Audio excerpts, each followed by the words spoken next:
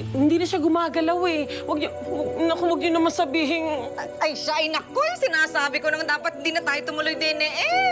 Alam, madadamay pa tayo sa Naku, Diyos ko naman, uy, sasabihin nila, tayo pa ang may kasalanan. Ay, siya. Naku, huwag naman sana. Ay, siya, ay naku, pagkatapos ay makukulong tayo eh. Ay, naku, Butchoy. Butchoy, anak, ikaw ay mag-iingat ha. Ikaw ay lalaking mag-isa. Wala nang nanay mo. Ano ka ba? Ang uway-uway mo. Hindi nga natin alam kung ano nangyayari eh. Ay, siya, hindi pa balata. Tignan mo, dilat. Tapos hindi na gumagalaw eh. Nakanganga pa, oh. Ay, naku. Buti pa, i-check mo yung pulso, Hershey. I-check mo. Check mo na. Ayan o. Ayan o, kaya sa ileg. Ikaw, budang. Ay, ba't ako? Ikaw ang mag-check. Ay, siya, sasabihin, ginalaw ko pa ang bangkay. Eh, Gege, ikaw, ideya mo yan. Ikaw ang gumalaw. Ayoko na! Kayo na lang maglinis! Yeah. Ano yun, George? Wala. Joke lang. Saya nga eh. Siya maglinis eh. Oo eh. Kagagawan yan. Inisin niya talaga yan.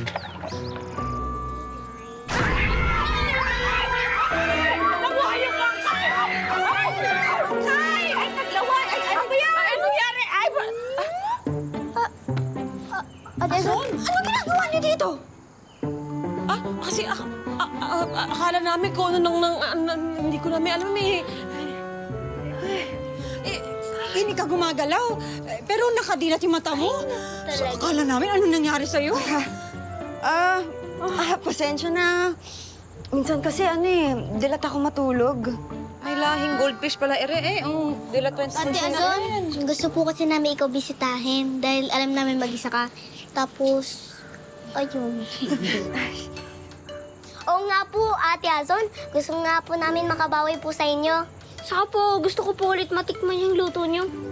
Sus, pagkain na naman. Sige, paghahainan ko kayo ng pagkain, Sige lang. Ay, teka lang. Tulungan ka namin. Nakakayang sa nangyari, no? Halika, tulungan ka namin. Oo. Ano bang lulutuin mo? Halika na, tutulungan ka namin. Hindi. Ako na magluluto. Masaya naman akong paghainan yung mga espesyal kong bisita. Okay lang. Sorry Okay lang. Iba nga ako nakadiri talaga. Pagod na ako. Gawin mo naman ito ng paraan. Eh, ano gagawin ko? Kinausap ko na kasi dati kanina eh. Ayaw naman akong tulungan. Tayo daw mag-ayos ng problema natin dito sa Bukang Liwayway. Guys, we're left on our own here. Kaya umayos na tayo, okay? Pwisit na buhay to!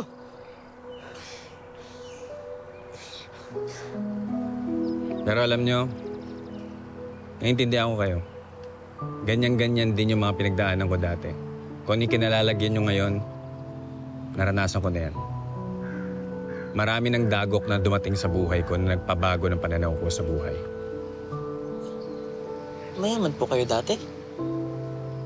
Kung anong meron kayo, ganun din ako. Kung ano yung meron kayo ngayon, ganun din ako. Sobra-sobra pa. Pero nung mamatay yung mga magulang ko, wala. Pinabayaan ko lahat, sinira ko lahat. Ang dami kong mga nag-iatraso nun. Tapos akala ko, pera lang ang katapatan lahat nun. Akala ko maayos ko na basta bigyan ko lang sila ng pera. Pero hindi pala sapat yun. Sinayang ko yung mga respeto at yung pagmamahal ng mga taong nakapaligid sa akin. Ano bang nangyari? Wala. Bumagsak lahat. Pero ito ko ngayon, bumabangon ako. Kaya kayo mga bata pa, meron pa kayong panahon para baguhin yan.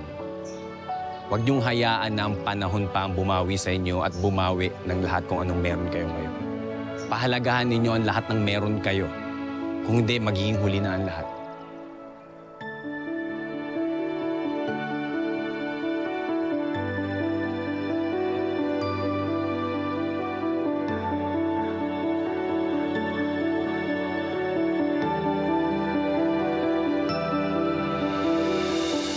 Ano?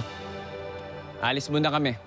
Babalik kami dito. Kailangan malinis na itong site, ha? Lahat ng mga kalat na kinalat nyo, yung mga vandalism na yan, linisin nyo lahat yan. Apa. Ayos? Apa. Apo.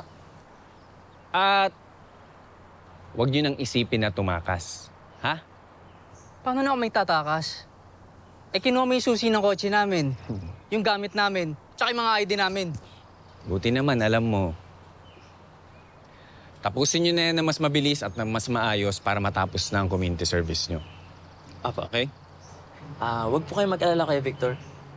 Sisiguraduhin ko po na matatapos po namin lahat ng kailangan namin gawin dito.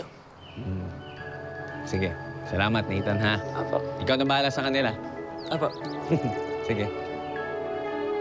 Tara.